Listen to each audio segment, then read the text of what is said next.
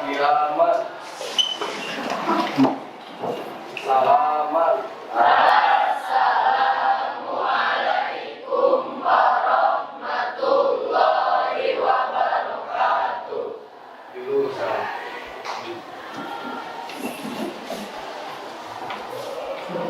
Bismillahirrahmanirrahim. Bagaimana kabarnya anak-anak sekalian semuanya? Alhamdulillah. Semuanya kelihatan pada segar, pada sehat, meskipun sekarang lagi dalam keadaan musim hujan ya. Kita harus semangat ya di dalam belajarnya. Sebelum kita ke pembelajaran inti, terlebih dahulu Bapak mengabsen dulu ya.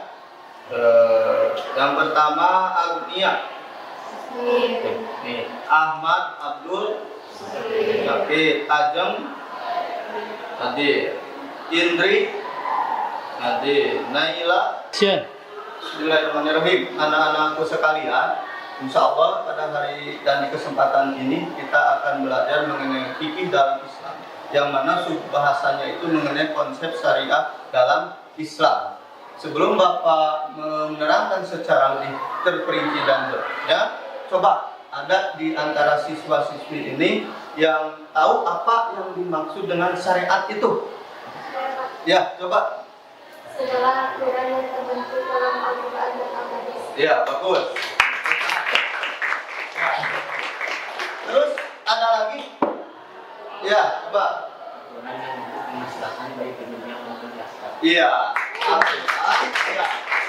Yang mana untuk kemaslahatan dunia dan akhirat. Jadi secara kesimpulannya bahwa syariat secara istilah itu adalah segala bentuk aturan yang termaktub dalam Al-Quran maupun Al-Hadis, yang mana tidak lain adalah tujuannya untuk kemaslahatan manusia baik di dunia maupun di akhirat, yang mana tidak lain rangkaian itu atau tujuan inti dari itu semua adalah hasanatu fid dunya wa hasanatu fil akhirat. Anak-anakku sekalian, siswa-siswiku, untuk lebih jelas dan pahamnya kita memahami konsep syariah Islam, mari kita lihat video berikut ini.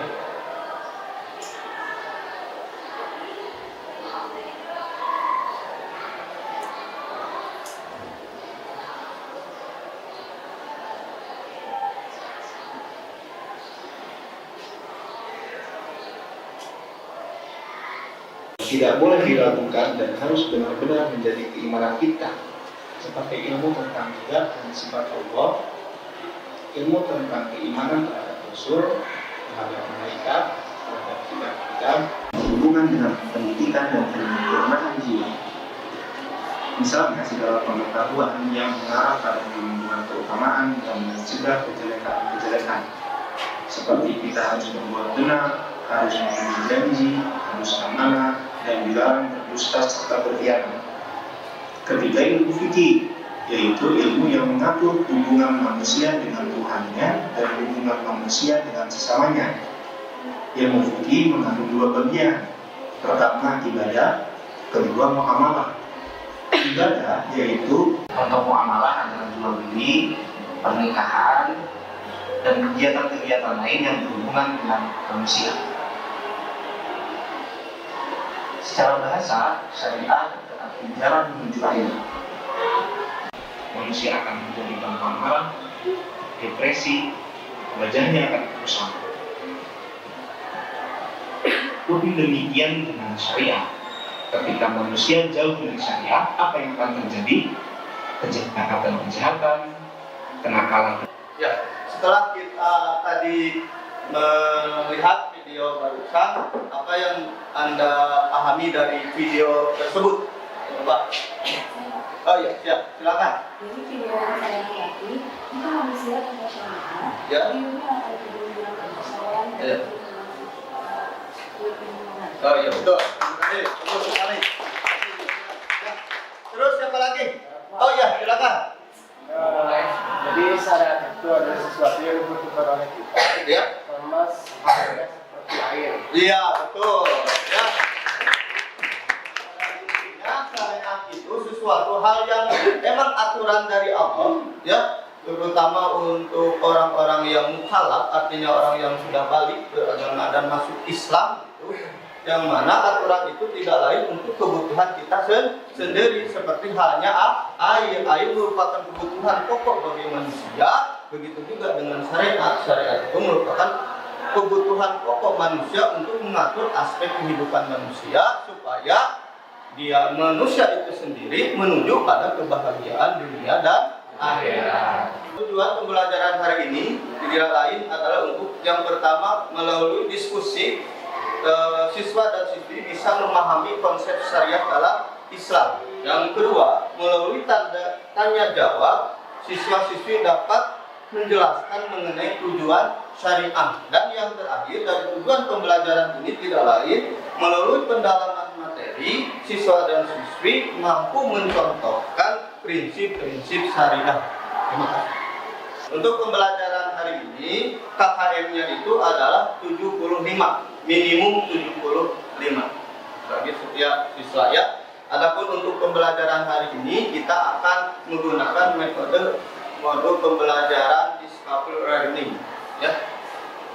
Bagaimana kita ketahui bahwa untuk pembelajaran hari ini dengan metode discovery learning bahwa setiap siswa itu harus berkelompok, membuat kelompoknya masing-masing yang terdiri dari 7 sampai 8 orang, yang semuanya kelompok itu terdiri dari 5 kelompok. Silakan semuanya mempersiapkan diri untuk membuat kelompoknya masing-masing.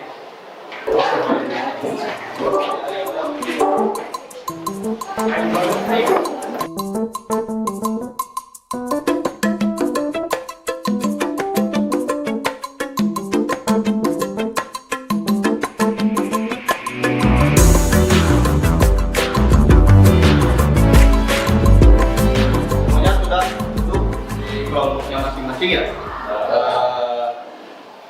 Silakan persiapkan buku fikihnya masing-masing dengan sumber yang berkaitan pula. Kemudian Bapak akan membagikan LKPD untuk tiap-tiap kelompok.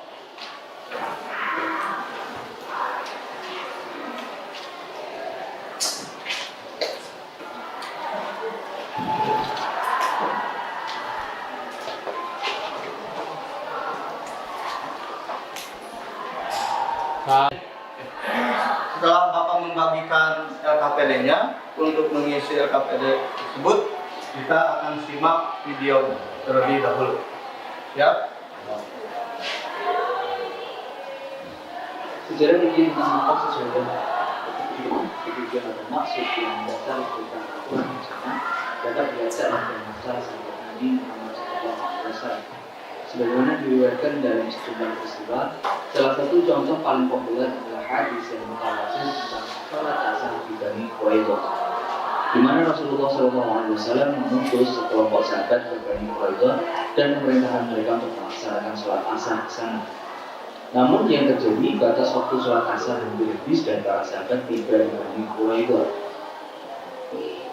Lalu para sahabat terbagi menjadi 2 pendapat yang berbeda. Pendapat pertama bersikukuh sholat asar di Bani Quraidah dengan konsekuensi apapun yang terjadi. Sedangkan pendapat yang kedua bersikukuh sholat asar di perjalanan atau sebelum waktu sholat asar habis. Rasionalisasi dibalik pendapat yang pertama adalah perintah Rasulullah itu secara tekstual meminta setiap orang untuk melaksanakan sholat asar di Bani Quraidah. Sedangkan rasionalisasi pendapat kedua adalah maksud atau tujuan perintah Rasulullah adalah meminta para sahabat bergegas menuju Bani Quraidah dan bukan bermaksud menunda sholat asar hingga habis waktu sholat. Menurut perawi, ketika para sahabat melaporkan cerita tersebut kepada Rasulullah meneguhkan kebenaran kedua opini para sahabat. Takrir atau ketetapan Rasulullah sebagaimana para fakih dan ulama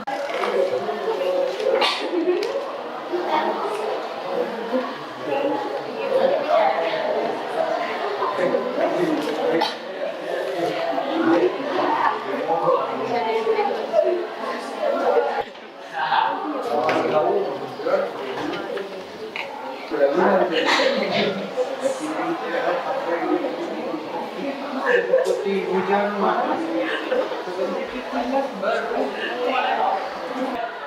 Dipersilakan untuk kelompok 1 terlebih dahulu depan.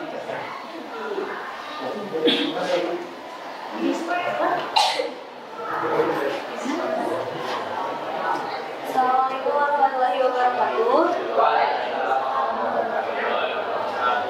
Dari hasil diskusi kelompok kami tentang berbasis syariah, adapun tujuan syariah secara khusus yang lebih dikenal dengan istilah maqasid al-syariah, yaitu yang pertama untuk memelihara agama, yaitu Dudi untuk menjaga dan memelihara tegaknya agama di muka bumi. Yang kedua, memelihara jiwa, hifdzul an-nafsi, yaitu kewajiban menjaga dan memelihara jiwa manusia dalam arti luas. Larangan membunuh manusia merupakan salah satu bentuk dari peran syariah untuk memberikan kedamaian dan kenyamanan dalam berkehidupan. Yang ketiga, memelihara akal, hifdzul aqli, yaitu kewajiban menjaga dan memelihara akal sebagai anugerah Allah yang sangat prinsip karena tidak diberikan kepada makhluk sekaligus. Terima kasih. Assalamualaikum warahmatullahi wabarakatuh.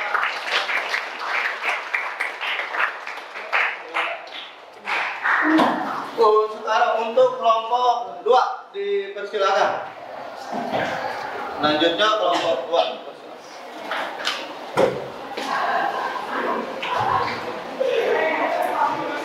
Assalamualaikum warahmatullahi wabarakatuh. Waalaikumsalam warahmatullahi wabarakatuh. Saya akan membacakan hasil dari kelompok kami, yaitu ketika sebuah fatwa fikih yang dikeluarkan itu ditemukan dasar berpijaknya dalam kedua sumber tersebut, tentunya dengan metodologi keilmuan fikih yang benar dan bisa dipertanggungjawabkan, maka umat pun akan tenang melakukan fatwa tersebut sebagai sesuatu yang benar secara syar'i. Mengetahui dasar berpijak sebuah fatwa inilah yang justru disarankan dalam Islam, yang lebih dikenal sebagai ittiba, bukan pengikutnya secara membabi buta. Sekian, wassalamualaikum warahmatullahi wabarakatuh. Setelah tadi semuanya selesai untuk berdiskusi melalui metode kelompok, pembagian kelompok, kurang lebihnya Bapak bisa menyimpulkan bahwa yang dimaksud syariah secara bahasa itu adalah as-siratal mustaqim atau jalan yang lurus. Begitu juga ada yang menganalogikan bahwa syariah itu adalah sumber mata air, di mana sumber mata air ini adalah pokok dari tangga kehidupan manusia, di mana manusia tidak akan hidup tanpa adanya air. Begitu juga kita tidak akan hidup dengan baik, tentram, bahagia atau selamat dunia akhirat tanpa adanya konsep syariah Islam.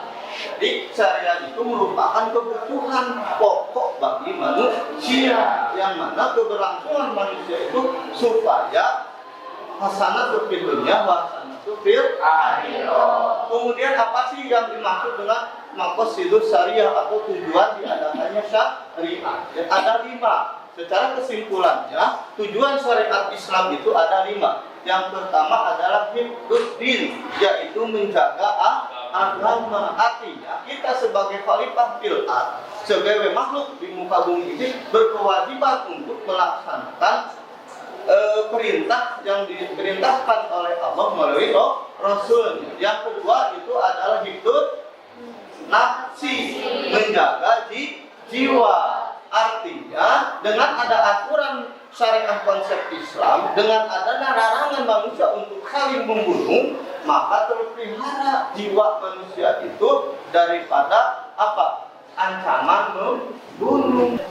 Setelah tadi kita belajar mengenai konsep syariah dalam Islam untuk mengevaluasi sejauh mana keberhasilan pembelajaran hari ini, Bapak akan mengadakan tes secara lisan.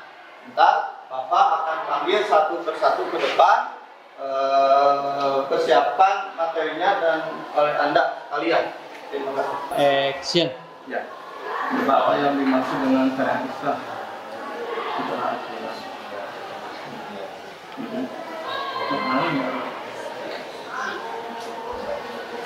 Ya.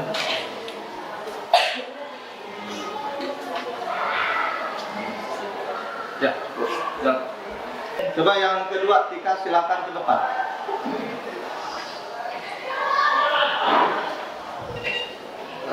Coba Anda kemukakan tujuan syariah yang kedua, yaitu memelihara jiwa.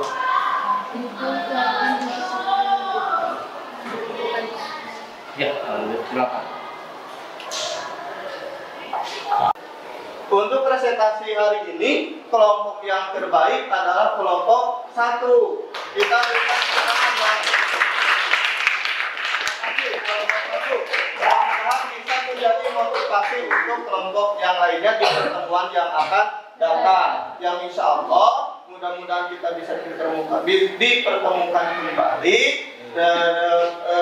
pertemuan besoknya, yaitu mengenai konsep fikih dalam Islam. Sebelum kita mengakhiri pembelajaran ini, supaya lebih berkah pembelajaran ini, mari kita akhiri dengan ucapan hamdalah dan doa majlis. Alhamdulillahirabbil alamin. Subhanallahumma wa bihamdika asyhadu an la ilaha illa anta astaghfiruka wa atubu ilaik. Terima kasih. Assalamualaikum. Waalaikumsalam.